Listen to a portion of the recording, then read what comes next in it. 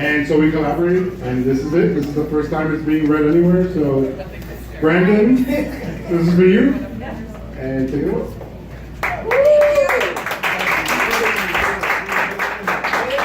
Hi, I'm Susan Dean. I'll be reading the narrative. Hi, I'm Doris Marcus, and I will be the waitress. Hello, I am Eddie B. Lanneray, and I will be Garrison. Hi everyone, I'm Pamela Loxford, and I'll be playing Jessica. I'm Anton Simone. I'll be playing Frederick. I'm Gerald Owens. I'll be playing Martin, the friendly neighborhood gun dealer. Hi everyone, I'm Sierra and I'm playing the neighbor. Madrid, written by Ruben R. Diaz and Brandon Lamont Hughes. A short film about chance encounters that change our lives. Fade in, exterior, Garrison's house, day. A cloudy sky dulls the already drab colors of a row of rundown townhouses. Outside of Garrison's house is a giant pile of stuff that's neatly arranged as if meant to be taken. Another pile is clearly destined to be discarded. There's a for sale sign from a realty company. Interior, kitchen, continuous. Garrison Clark, a fit 30s male, is slouched over a box that rests on the counter in a bare kitchen. Inside the box is a military uniform, medals, and a picture of Garrison hugging Naomi, a girl next door brunette with a bright smile. Another picture reveals Garrison between his parents. Garrison's eyes gaze down at the photo, and every second is another tiny crack on his soul. Exterior, townhouse, continuous. Garrison walks out of his house, holding the box of his memories. A neighbor walks by. Oh, hey, Garrison. You getting rid of all this stuff? Yeah, all that stuff is free to take. No stuff is gone. You're leaving? Yeah, I'm going home. Well, we'll miss you in the neighborhood, but have a safe trip. Garrison drops the box of memories onto the discard pile and walks back into the house. Exterior, parking lot, night. A lone car sits in a parking lot. Martin, a mid-40s heavyset man, waits in the driver's seat. Garrison walks into frame, headed towards Martin's car. Gary, Garrison, yeah. get in. Interior, Martin's car, continuous. Garrison sits down in the car, an envelope of money sticking out of his jacket. You got the money? Yeah. Put it down. Garrison takes the envelope out of his pocket and lays it on the center console. Martin hands him a brown bag holding a small pistol. That what you want? Garrison looks into the bag, sees the weapon, then sinks for a moment before nodding. Counting the money. Hope you know how to use it. Garrison opens the door to leave. Thanks. Whoa, wait. This is twice as much money as I asked for. Keep it. I don't need it. I need more customers like you. Garrison exits the car, shuts the door, and walks away. Exterior city, sunset. Garrison walks the city. The solemn man moves along a park where couples and children play. Garrison gazes at the state capitol. Garrison walks along Belle Isle. He closes his eyes and listens to the world. And though it's a moment that would make most others smile with joy, a tear rolls out of Garrison's eye. Exterior, city street, night. It rains. Garrison ignores the falling water, moving through it while wiping a tear away from his face. He's clutching the bag with the gun against his chest. There's only one thought on his mind until Jessica Sloan, late 20s, a beautiful brunette in a teal dress, screams with joy from across the street. Garrison watches as Jessica reaches up to the sky. Oh, best day! Ah! Interior, car, hours earlier. Jessica sits in her teal dress in the passenger seat of a luxury car. She's solemn and staring out the window. Next to her is Frederick Regan, a late 30s posh male who's glowering. Your attitude is ridiculous. This whole thing is ridiculous. What's the matter with you? You really are dense, huh? I can't believe I didn't see it before. I know what you saw. What's that? The clout of my last name. I've spent the last 3 years loyal to you and us. And most of that time, it means ordering Chinese food and watching Netflix at home. You like that home, don't you? It's big, it's beautiful, expensive. You clearly have the wrong idea about it. Exterior road, sunset. Frederick brings the car to a stop on the side of the road. Interior, car, continuous. Frederick leans into Jessica, angry. And you have the wrong idea about us. Don't be surprised by what this is. You wanted stability, and I want children with a beautiful woman. Fuck off! I'm not a baby machine. Then what are you, Jessica? Huh? When I met you, you were just another receptionist. A nobody. Yeah, and I was in school, and I was saving for a trip. A trip to where? La La Land? Your head's always in the clouds. The first drop of rain hit the windshield of the car. Jessica looks up at the clouds and smiles. I guess you're right, Freddie. And it's time the rest of me joins my head. The determined woman quickly unbuckles her seatbelt, opens the door, and rushes out of the car. Frederick is in disbelief, but also uncaring and makes no effort to stop her. Jessica slams the door shut. Exterior, road, continuous. Frederick's car speeds off as the rain begins to fall, and a storm of emotions brews within Jessica. She cries for a moment, but through the tears, there's a burst of a smile and laughter. Exterior, city street, night. Garrison watches as Jessica spins and laughs and dances in the rain. Jessica stops when she notices Garrison watching her. You got a problem? Garrison snaps out of his gaze. Jessica starts crossing the street towards Garrison, who stuffs the bag deeper into the jacket pocket. Haven't you ever seen a girl having the time of her life before? Jessica stands before Garrison, her face soaked and smeared by makeup. Not like that. You shouldn't offer me your jacket. What? Garrison starts taking off his jacket. It's rainy and cold, and I could really use it. Yeah, sure. Garrison gives Jessica the jacket. She puts it on.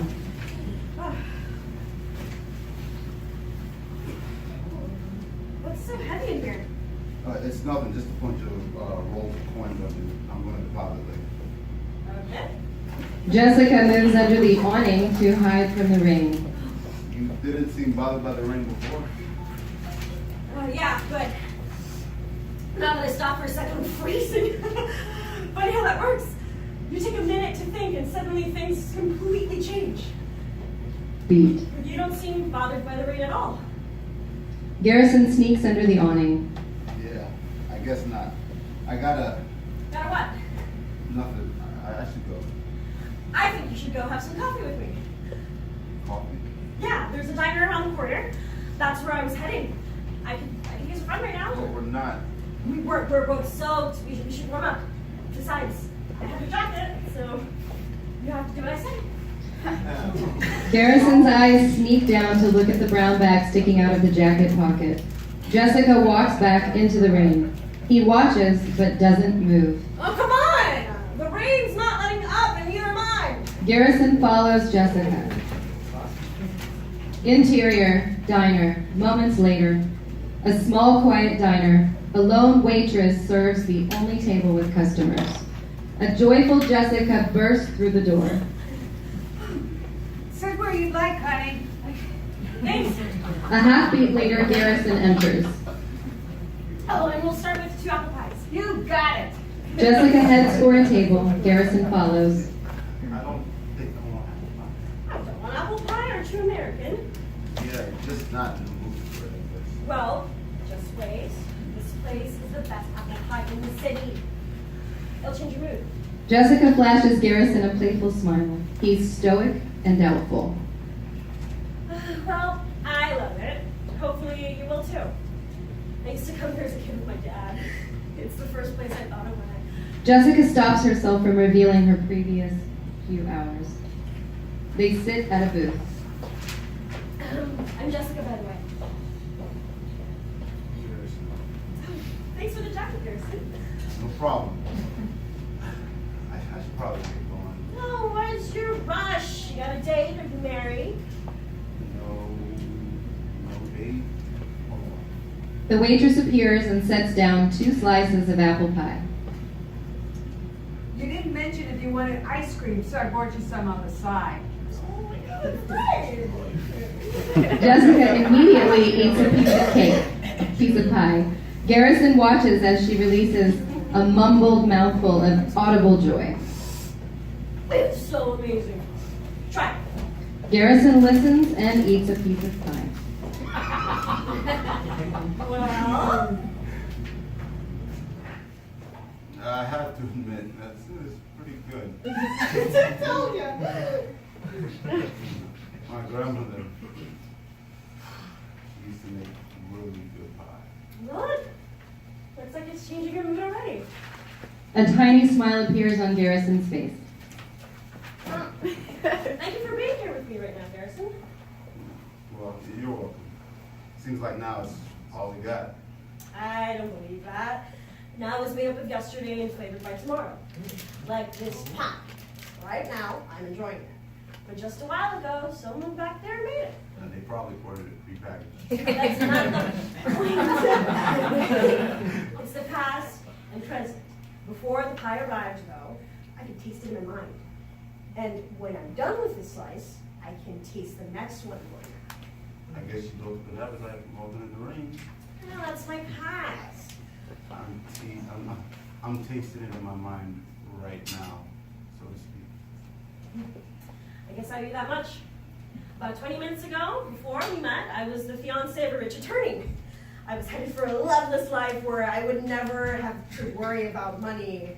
And I was a trophy, and I expected to bear many children with my soon-to-be husband's legacy to continue on. And Sounds like a bad soap opera. yeah, it was, sort of. There were no fights, no real drama. So, why walk away? It seemed like you had pros and cons, pros and cons weighed out in your head. Because I was lying to myself for a long time. I was someone before I met him. Then I put that in a box and discarded it. I see. Yeah, I became someone else. It's like I turned myself off. I was surrounded by people all the time, but I always felt alone. So, that's your past, this is your present, what's your future? Man, I don't fucking know. Garrison's eyes sneak down at the paper bag sticking out of the jacket. I always have a plan.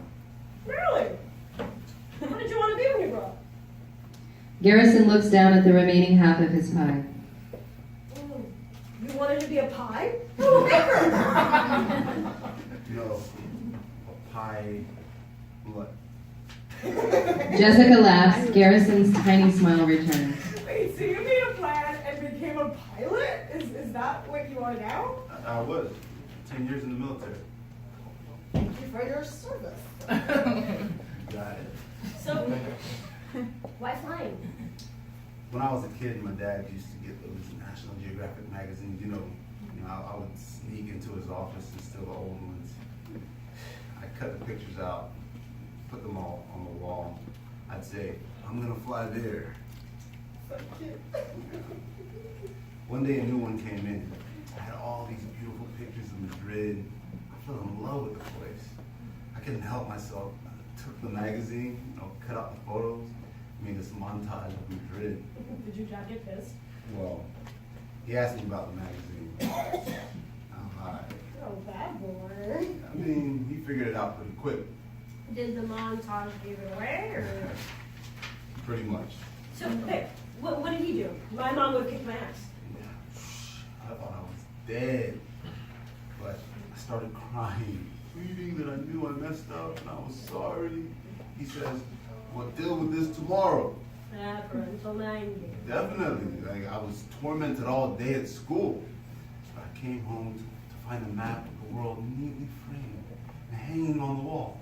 Little pins to mark where I would visit. Oh. Best dad ever. We had a great talk for a while. I tell him all about how I want to be a pilot and travel the world. Then he gets up, and takes off his belt. No. Why? He tells me to put my knees on the ground, face on the bed. He starts wailing. Don't ever lie to me again! Talk about tough love, but you became a pilot. Only in the military now. Okay, what did you do after? You didn't keep flying, or? Couldn't. After hundreds of bombings, my mind wasn't in a good place for flying commercial airlines. Well, did you ever go to Madrid? No. You should. I think your childhood self picked that place for a reason. You need to travel more. Wasn't your husband rich? Yes, but if we weren't at one of Daddy's homes in the middle of Dulceville, we were at freaking Disneyland.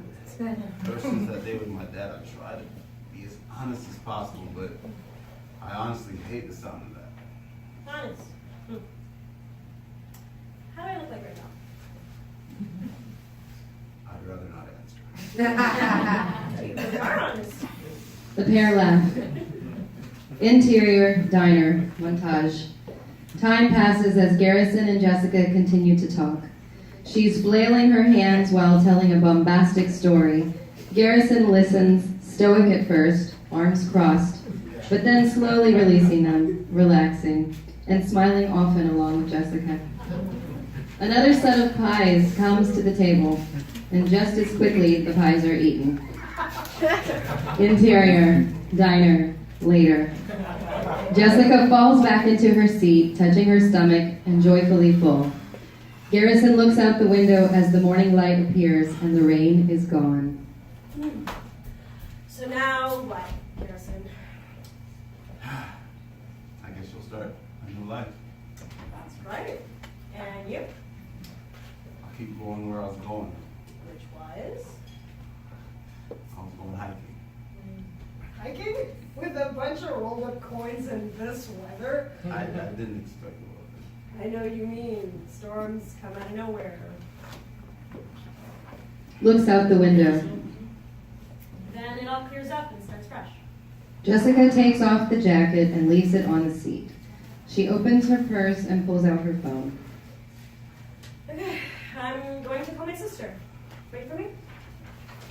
Garrison nods. Jessica smiles and exits. Garrison's eyes lock onto the jacket. The waitress appears. More pie? Thanks.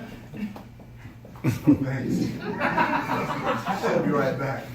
I'm gonna go use the bathroom. Okay, no problem. Garrison gets up, grabs the jacket, and walks off towards the bathroom. Interior, bathroom, continuous. Garrison walks into the bathroom and locks the door behind him. He quickly checks the stalls to make sure that he's alone. Garrison pulls out the bag, and then the gun. He grips it tight, leaning on the sink while gazing into his reflection in the mirror. Interior, restaurant hallway, continuous. The diner is quiet. The waitress moves about. She walks past the unseen door and smiles at someone. Welcome back. Interior, bathroom, continuous. Garrison lifts the gun up in front of his face. His chest heaves as he takes a deep breath. A tear rolls out of his eye. Garrison breathes in deep again, but lowers his head and places the long end of the gun harmlessly against his forehead. Garrison takes one last deep breath and opens his eyes, determined to do one thing, but for a moment, they sneak down at something. At the top of the garbage is a magazine. On the cover is a photo with a heading that reads, "Why You'll Love Madrid." Garrison bursts out crying, but they're tears of joy. Garrison quickly disarms the weapon, removing the ammunition and dumping it all into the garbage bin. Garrison fishes out the publication. Exterior, diner, continuous. Garrison emerges from the bathroom with strut to his step as he joyfully gazes ahead at a hopeful tomorrow, the rolled up magazine sticking out of his pocket. The end.